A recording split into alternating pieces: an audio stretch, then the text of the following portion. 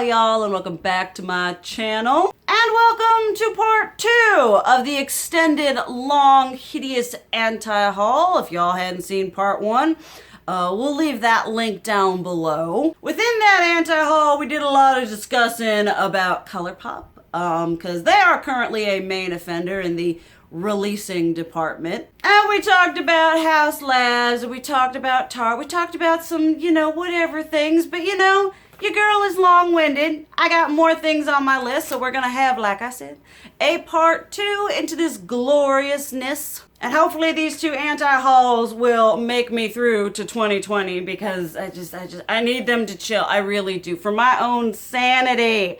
I need these makeup companies to take a step back, take a vacation, go to Aruba, go to Hawaii, get a massage, chill out, and stop pushing your insecurities on us by releasing subpar products. Please and thank you.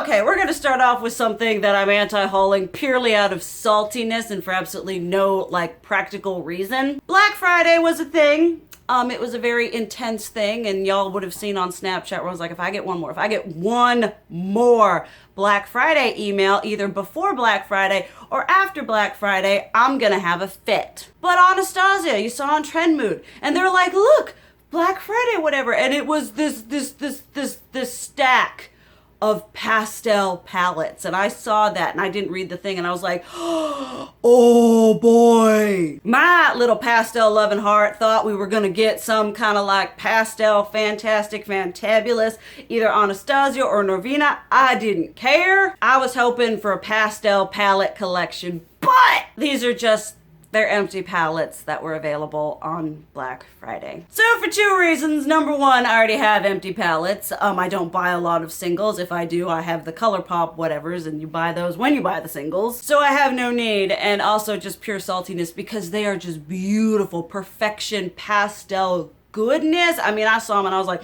this is gonna be great. This is gonna be the best thing of 2019, and it was just empty palettes, so I was hideously disappointed. Okay, this one is just a little bit of kind of like a, I don't know, it's just like a little thing. It's nothing that I'm feeling like, yeah, I hate you, why do you exist? It's just kind of a, why do you exist? The Urban Decay Party Favor Moondust palette. Like, this palette is the epitome of what Urban Decay has become. Even in about three years time, if you think about the first Moondust, it had green and pink and red and purple and those bright colors, and they're like, you know what these people didn't ask for, but we're gonna give to them anyway? Moondust, sparkly, crazy glitteriness in neutral colors. Because Urban Decay has converted to a significant amount of neutrality. It is painful as an Urban Decay lover, a fan of the electric palette, the Vice palettes, those crazier colorful days. It hurts to see them resort to neutrals. Sure, sparkly, shimmery, shiny neutrals, and I know a lot of y'all really like you a punched up neutral that can be, very glam and very whatever, whereas I'm much more, colorfully. I'm just like, I would have been so much more okay if it had been a different brand, but the fact that it's Urban Decay and they're like, look, it's a brown sparkly shadow. Does that get your jollies on? No, Urban Decay, it does not. Then we do have 2 things that I'm anti-hauling because deep down, dark inside, the consumeristic whateverness in me, I kind of really want these. I'm not sure if it was maybe it was a I don't know if it was Black Friday or not. Black Friday just it's a blur. November 1st hits and it's all a blur until November 30th. But Anastasia released those big, beautiful, giant lip vaults and lip glosses vaults that are I think the lipstick one was $59, $69, I don't know. And then the lip gloss one was $10 less than that. If there's anything I don't need any more of, it's makeup. I especially don't need any more lipstick, liquid or otherwise. I got plenty, colorful and other, to last me, forever, for eternity. But, you look at this and you're like, that's a great deal. You get a lot of product, a lot of bang for your consumeristic buck. But deep down, I don't need it. I don't need a vault of 10 more or however more neutrally nudie lipsticks. I cleared out Marshalls when they had those Anastasia lipsticks, so I have cornered the market even on those nudie whatever lipsticks. I got it. I guarantee I got it. And kind of same with the lip glosses. There were some shades that you're like, girl, that's pretty. But with the amount of time that I wear lip gloss, this would definitely not merit the price because got lip glosses over there, sitting there in their cute little drawer, doing nothing. And if I do use a lip gloss, it's probably one of the same 4. So it's like, you know, you want it because you're like, that's really nifty. You get a lot of stuff for your money, but you don't need it. You know, you really, I really don't need it. Okay, this next one is kind of like, you have to take into consideration what brand it's coming from. So you're like,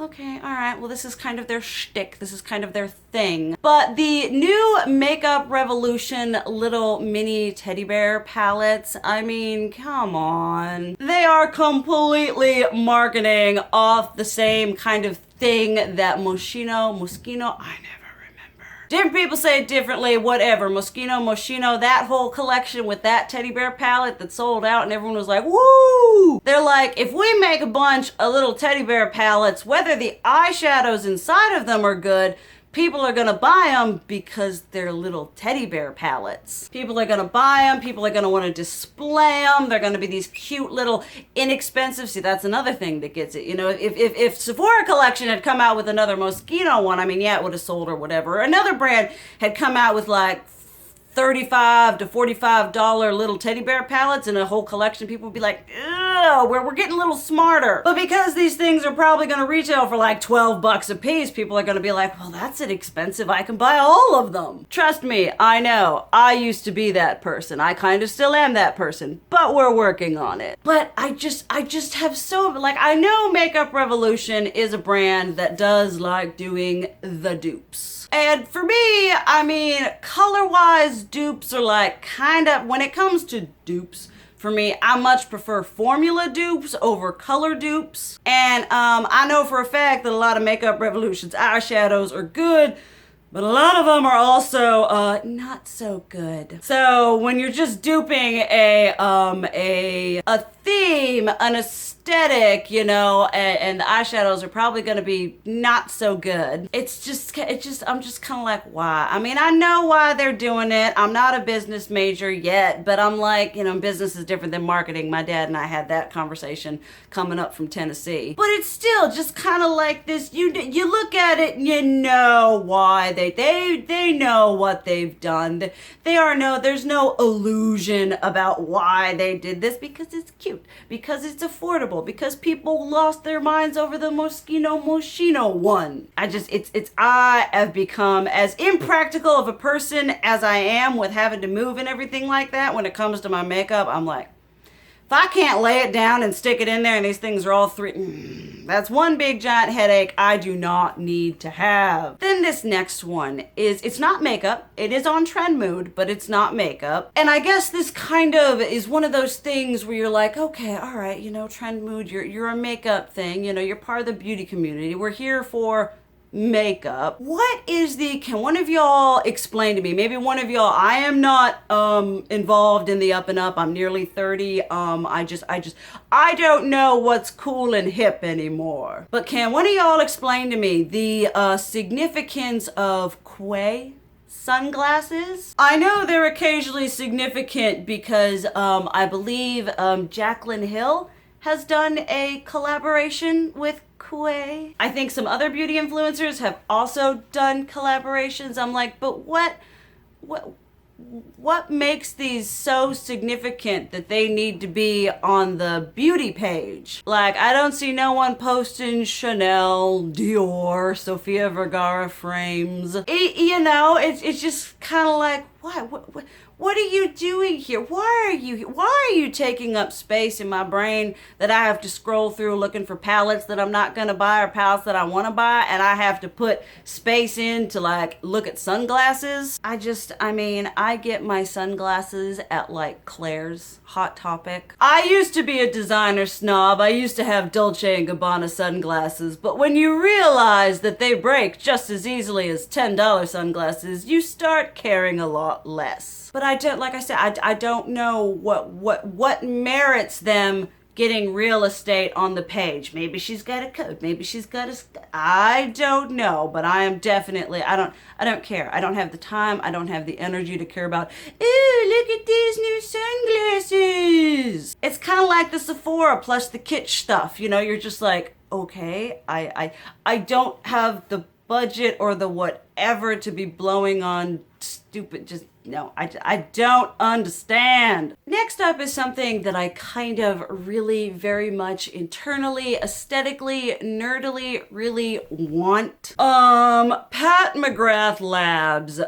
Super expensive, have heard great things. A couple of y'all have been like, hey, could you try this out and let us know if it's any good? And I'm like, I would love to do that, but her palettes are like $125. It's Natasha Denona, Tom Ford prices going on here. But she decided that it would be an excellent idea to release a Star Wars collection. I don't know if any of y'all know or aware, I am a just a titchy bit of a nerd. I grew up watching Star Wars, not to get too weird into it, but my brothers and I we were Padawans to my uncle Glenn. He lives in Tennessee, and we all graduated. It's a thing within our family. It is a thing. And it's a thing that I've learned while calling my uncle master in public while dressed alternatively is gonna get you some weird looks. But the packaging, the aesthetic, I know we talk about collabs and Disney and stuff like that, which, speaking of which, Star Wars Disney, Pat McGrath be making some bank on this. But it looks so beautiful, but I know there's like 2 palettes, I think, and they're gonna be 100 and something each. It's gonna be all shimmers, and then we got some lipsticks, and I'm like, the nerd in me, the collector in me, the Star Wars lover in me is like, this would be so nice. This is like the epitome of like luxury makeup and collectorism like combined into one. This has got everything going for it in the sense of it being, I tell you right, it's going to be sold out. People are going to be selling it for $300, $400 on somewhere. You're going to have the makeup people wanting it. You're going to have the Star Wars people. You got the Star Wars people with the makeup. It's a smart marketing move. And it's also a collaboration, excuse me there, a little bit of a burp squad. You don't see Star Wars collaborations happen a lot. I remember L'Oreal years ago did, and they had these fancy lipsticks and they had the mascaras. I went and I hunted it down and I got all of it. So you from the outside looking in, you're like, yeah. But then, like I said, 2020 is going to be your girl's low buy, and we're kind of trying to low buy it now already because we bought Christmas presents and we don't have much money left over, let alone for $225 palettes. I've already done my Black Friday shopping. This would exceed my budget, but I kind of really want it. And then I have to be like, okay, look, and you don't get a lot of shadow. Well, you don't get a lot of shadows. You get a lot of shadow, and it's gonna be limited edition. It's all shimmer. I just have to step back and let my logic overrun my emotions. Then another thing that we're just gonna kind of biff off of, I think my video has come up where I've said I am not purchasing anything from Morphe. There's one product that I will continue to purchase from Morphe so long as it exists, and that's the Morphe Jeffree Star Strawberry Whatever Setting Mist. That shiz is the bomb. I used it today. Look at my face. Look at my ethereal glowiness. That's that spray. But they're doing a collaboration with Manny MUA, who is someone that, as I've grown and as other problematic YouTubers have surfaced on the platform, I've kind of grown a little less offended by him. It's a collaboration with Morphe. Like I said, y'all know how I feel about Morphe. It's kind of I don't jive with them. I don't jive with their marketing. I don't jive with what they did to Skello Tim. Y'all know the quality is back and forth. They release the same thing over and over again. They and ColourPop are competing for redundancy. It's just not a thing that I'm interested in investing in, reviewing in, or whatever. You know, good to you. Yay, collaboration, all that jazz. It's just not anything I need to buy, especially right now. And let's end on something that you look at and you're like, wow, that would be so nice to have. If I had money to burn, I would be burning it buying this particular product. And that's the new holiday palette from Linda Hallberg Cosmetics. I don't know much about her brand. I'm pretty sure she released another eyeshadow palette that was like these 4 whatevers. It was like 4 shades, but they were these gorgeously embossed, imprinted, shiny, metallic, like heavenliness. And kind of the same goes with this. It's very like, it's got the green and the black and the shimmy shiny, and I'm just like, that's so stinking pretty. And for holiday, it gets you all kinds of holiday feelings with that green. I mean, the way they promo picture it and just looking at it, the aesthetic is there. The aesthetic is very much real with this one. But oh my stars, it's very expensive. If we're talking about expensive for 4 shadows, I understand they're like that big. But I'd rather pay that much money and get a bunch of smaller shadows that I'm still not gonna hit pan on than that much money for 4 shadows that I'm definitely not gonna hit pan on. And if you look at it more objectively, you're like, yeah, all of it together, you're like, that's pretty. It's like, I've got a shiny metallic green from a myriad of brands. I've got the shiny metallic black. I've got the white, and I forget what the other color is. But I'm sure if I looked hard enough, I would be able to find something very similar. So for 4 shadows and a little quad thing going on there for that much money, I'm just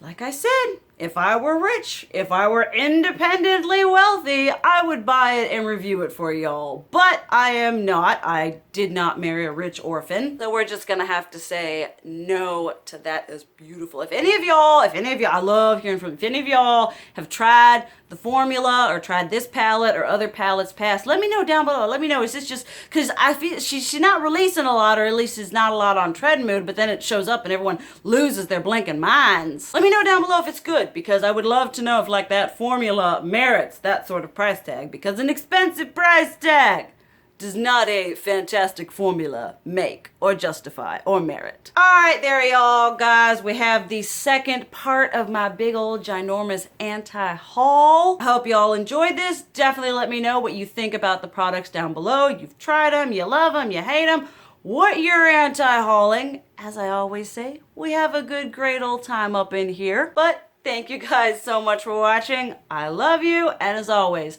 keep it real. Mwah.